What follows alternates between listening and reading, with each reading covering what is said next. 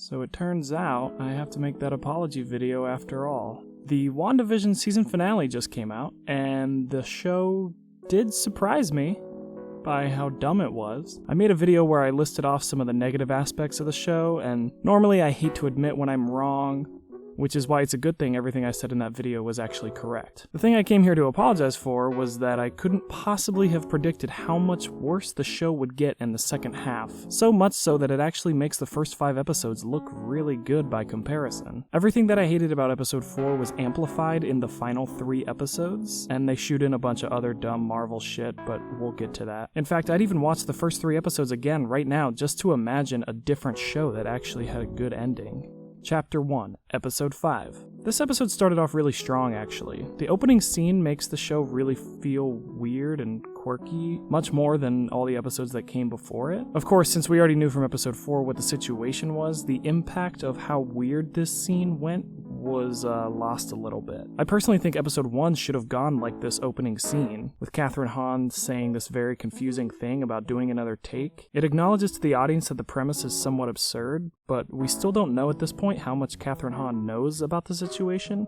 It's very engaging. Is everybody in the town capable of asking Wanda for a retake, or is this unique to Catherine Hahn's character? At this point, we're not really sure. This is mystery storytelling at its finest, because it actually made me want to find out more. In retrospect, the fact that this is Agatha Harkness and she's just fucking with Wanda makes this scene even stronger when you view it for a second time. Unfortunately, after this beautiful opening scene, the episode is ruined by forcing us to spend more time with the boring sword plotline, and my interest was completely lost. On the whole, this episode, if you cut out the scenes with sword and just focus on the sitcom, really works, actually. I think you could probably start watching the show here, skipping the first 4 episodes. You'd probably be able to figure out what's going on, except the episodes only get worse from here, so you'd actually be missing the best parts of the show.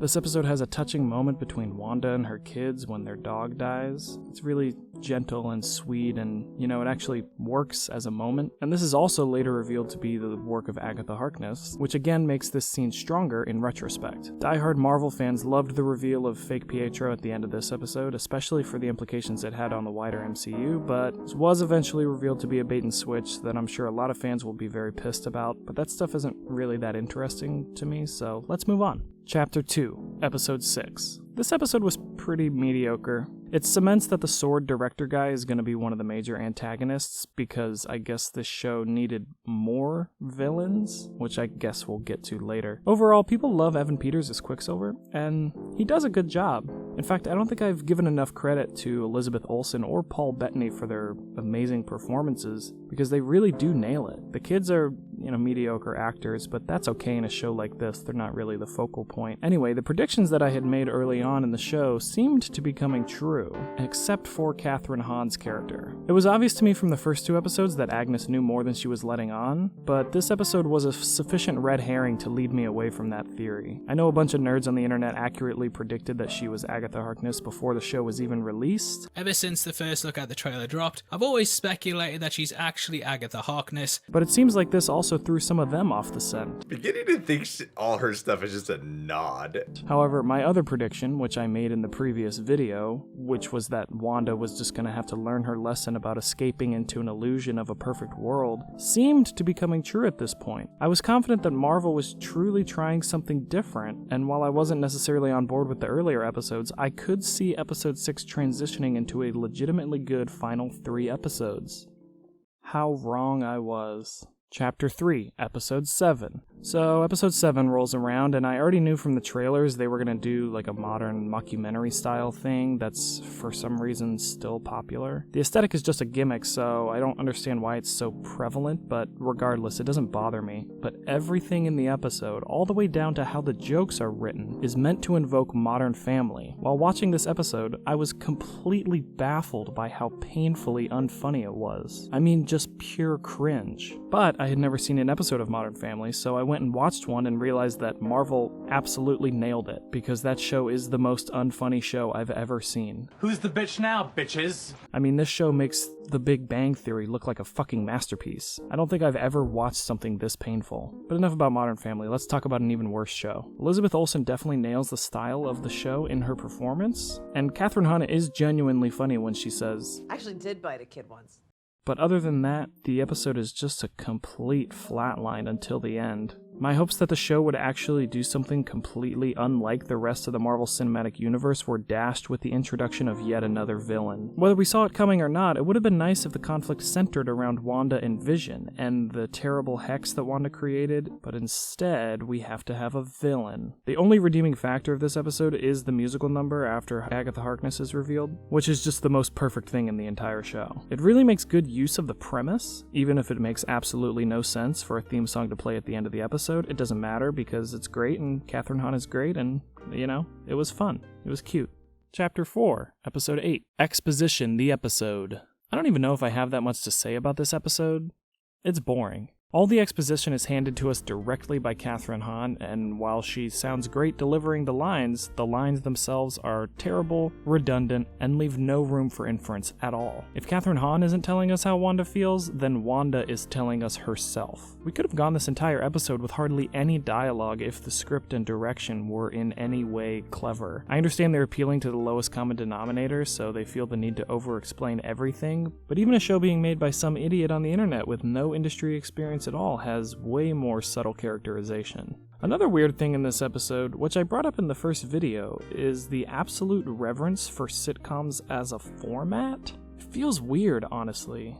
I already spoke about how the early episodes of the show don't really criticize the sitcoms which they're homaging, and then we get to see Wanda literally watching the shows which they homage. Again, completely lacking in any subtlety. They couldn't even pick similar shows from the same time era. They had to pick the exact shows that were being referenced. And as she's watching the Dick Van Dyke Show, there's like a music swell, and we're supposed to understand that the show is like really, really important to Wanda, but also just really important in general. Like, Wandavision is literally worshipping the Dick Van Dyke Show. Pretty weird if you ask me. Oh, and then it seemed like they were introducing yet another villain for the final episode, so that was very annoying. Speaking of being annoying, did you know you can support me on Patreon? I'm currently creating a cartoon about the world of indie filmmakers, and we could use your help to get it off the ground. The pilot episode is almost finished and should be released for your viewing pleasure later this year, but if you'd like to see it early and see behind the scenes progress, consider donating to our Patreon.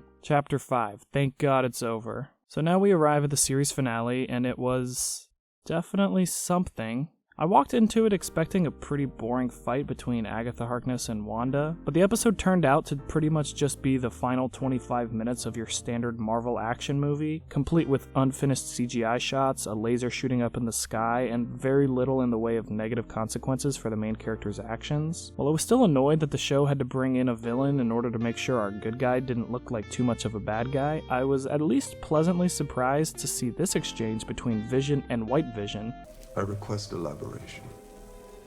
You get bacon on the side. Oh, I'm liking that, yeah. Oh, let's do it next week. Yeah, Cool. Yeah, all right. Be good. Of course, Marvel was able to have their cake and eat it too, because this scene only came after 5 minutes of hot synthezoid on synthezoid action. Now, I do have to give credit where credit is due. While this did feel like a bloated action ending from one of their bigger movies, Marvel made an interesting choice, or an almost interesting choice. The show is unique compared to other typical works in the superhero genre, especially among the other MCU films, because one of the character's flaws is that she's doing something genuinely horrific to the people around her. While most protagonists suffer from some minor flaw of not being strong-willed enough, or feeling guilty that someone was hurt, or whatever bullshit superhero flaw that they try to shove into some of these movies. I'm pretty sure Ant-Man's whole deal was that he didn't believe in himself. WandaVision instead allows its main character to do something really bad and be forced to confront their own decision. Of course, this still falls flat for a couple reasons. One, Wanda only has to grapple with her mistakes for a brief moment, and there aren't really lasting consequences. She only faces her victims briefly after releasing them from their spell,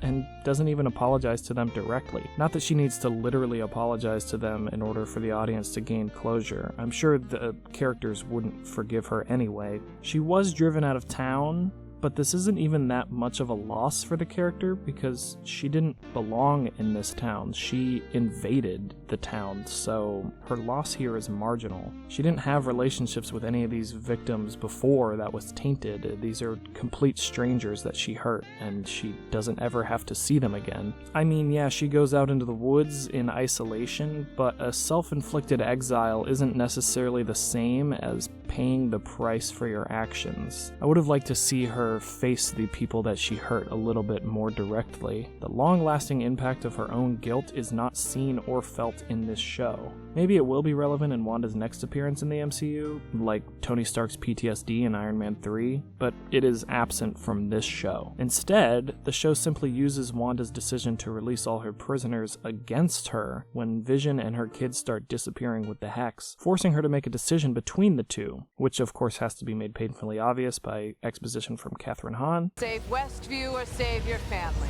2, the show makes it explicit that she made this mistake by pure accident, absolving her of true guilt. She even tells Kathryn Hahn that the difference between them is that Wanda only did something bad on accident, but Kathryn Hahn did something bad on purpose. And we're meant to understand this as a meaningful difference between the characters, as a distinction between good and evil, which comic books and superhero stories are famously obsessed with. But here's the thing, we've seen the scene where Kathryn Hahn killed all these witches, and while Wanda wouldn't necessarily know the full context of the scene, we as the audience know that yes, Kathryn Hahn did intentionally kill all of these witches after they tried to kill her. She was acting in self-defense, which makes the whole situation a little murky in terms of good and evil, but I guess because of her maniacal laugh and the fact that she threatens children, we're supposed to understand that Kathryn Hahn is evil, and therefore any and all tactics to punish her are justified. But this leads us to the one thing about this show that changed my entire perspective. At the end of the episode, Wanda undoes the Hex, and this results in Vision and her kids disappearing. And I'm thinking to myself the whole time, there is no way they're gonna kill these kids. This is a Marvel movie. Something's gonna happen that keeps them alive.